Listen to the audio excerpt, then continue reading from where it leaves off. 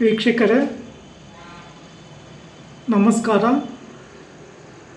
ನಾನು ನಿಮ್ಮ ನಾಗರಾಜ್ ಚೋಳೂರ್, ಪ್ರಖ್ಯಾತ ಜ್ಯೋತಿಷಿ, ವಾಸ್ತು ಹಾಗೂ ಸಂಖ್ಯಾಶಾಸ್ತ್ರಜ್ಞರು ಮಾತನಾಡ್ತಾ ಇರ್ತಕ್ಕಂಥದ್ದು. ವೀಕ್ಷಕರೇ, ಇವತ್ತಿನ ಸಂಚಿಕೆಯಲ್ಲಿ ಮನೆ ಕಟ್ಟುವ ಮುಂಚೆ ಕೆಲವೊಂದು ವಿಚಾರಗಳಲ್ಲಿ ನಾವು ಗಮನ ಹರಿಸಬೇಕಾಗುತ್ತೆ.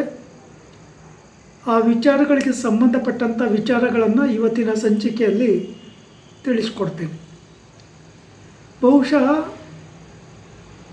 ಮನೆ ಕಟ್ಟುವ ಸಂದರ್ಭದಲ್ಲಿ ಮೊದಲು ನಿಮ್ಮಲ್ಲಿ ಹಣಕಾಸಿನ ಪರಿಸ್ಥಿತಿ ಯಾವ ರೀತಿ ಇದೆ ಅಂತೇಳಿ ಡಿಸೈಡ್ ಮಾಡ್ಕೋಬೇಕು. ಮನೆ ಕಟ್ಟಲಿಕ್ಕೆ ವಿಪರೀತವಾದಂಥ ಸಾಲ ಮಾಡಿಕೊಂಡು ಮನೆ ಕಟ್ಟಿದರೆ ತುಂಬ ಸಮಸ್ಯೆ ಆಗುವ ಸಾಧ್ಯತೆಗಳಿರ್ತದೆ. ಹಾಗೆ ಮನೆ ಕಟ್ಟುವ ಸಂದರ್ಭದಲ್ಲಿ ನಿಮ್ಮ ಮನೆಯಲ್ಲಿ ಯಾರ ಹೆಸರಿಗೆ ಮನೆ ಕಟ್ಟಬೇಕು ಅಂತ ಇರ್ತೀರೋ ಅವರಿಗೆ ಯಾವ ದಿಕ್ಕು ಶುಭಪ್ರದವಾಗಿ ಇರುತ್ತೆ ಅಂತೇಳಿ ವಿಚಾರವನ್ನು ತಿಳ್ಕೋಬೇಕಾಗುತ್ತೆ.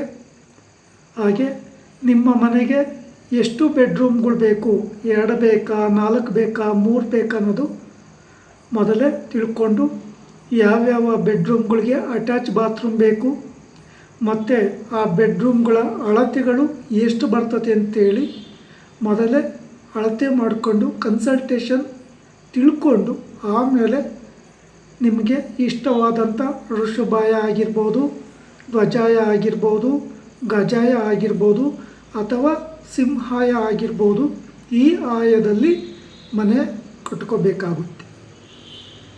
ಇದೆಲ್ಲ ಡಿಸಿಷನ್ ಆದಮೇಲೆ ನೀವು ಒಳ್ಳೆಯ ವಾಸ್ತು ತಜ್ಞರನ್ನು ಸಂಪರ್ಕಿಸಿ ಮನೆಯ ಪ್ಲ್ಯಾನನ್ನು ವಾಸ್ತು ಪ್ರಕಾರ ಮಾಡಿಸ್ಕೊಂಬೋದು ಬಹಳ ಉತ್ತಮ.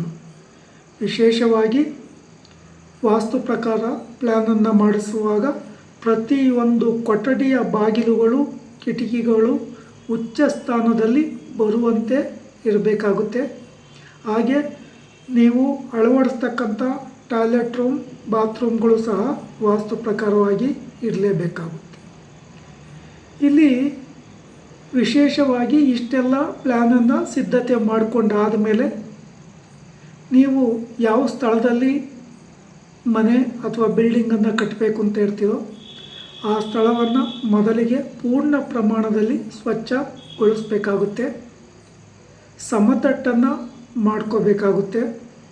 ಅಲ್ಲಿ ಆ ಸ್ಥಳ ಉತ್ತಮವಾಗಿ ಇದೆಯಾ ಇಲ್ವಾ ಅಂತಕ್ಕಂಥದ್ದನ್ನು ಸರಿಯಾಗಿ ವಿಮರ್ಶೆ ಮಾಡಿ ಯೋಚನೆ ಮಾಡಿಕೊಂಡು ಮನೆಯನ್ನು ಕಟ್ಟಬೇಕಾಗುತ್ತೆ.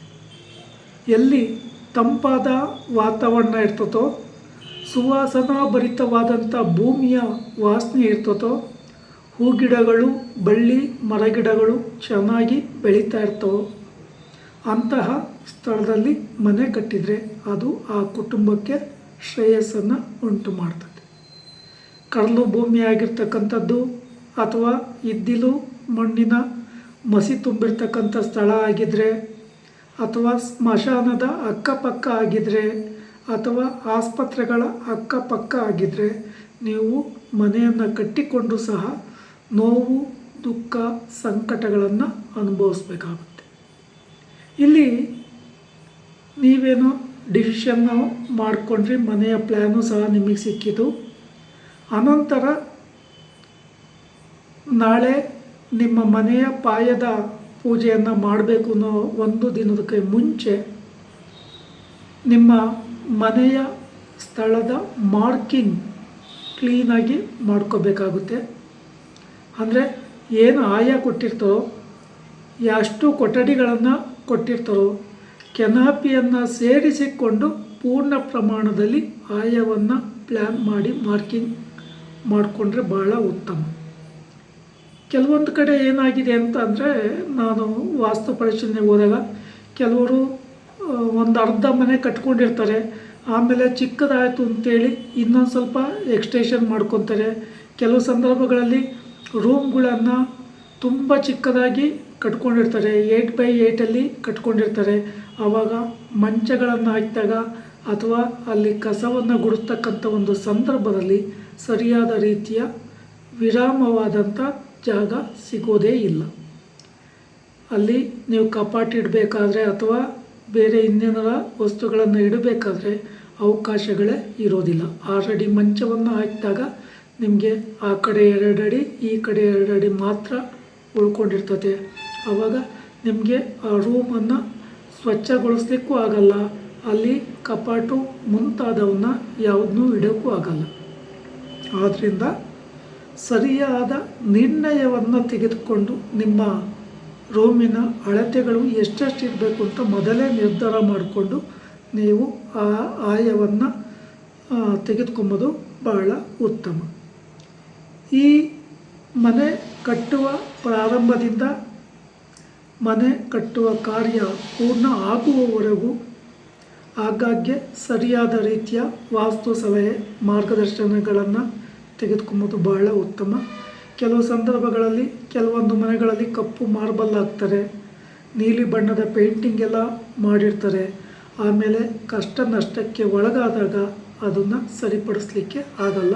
ತುಂಬ ಕಡೆ ಈ ವಾಸ್ತು ಪರಿಶೀಲನೆಯಲ್ಲಿ ಕಂಡುಬಂದಂಥ ಸತ್ಯ. ವೀಕ್ಷಕರೇ, ಈ ವಿಡಿಯೋ ಇಷ್ಟ ಆಯಿತು ಅಂದರೆ ಲೈಕ್ ಮಾಡಿ, ಶೇರ್ ಮಾಡಿ, ಸಬ್ಸ್ಕ್ರೈಬ್ ಆಗಿ, ಆಲ್ ಐಕಾನ್ ಒತ್ತಿ, ಬೆಲ್ ಐಕಾನ್ ಒತ್ತಿ. ನಮಸ್ಕಾರ.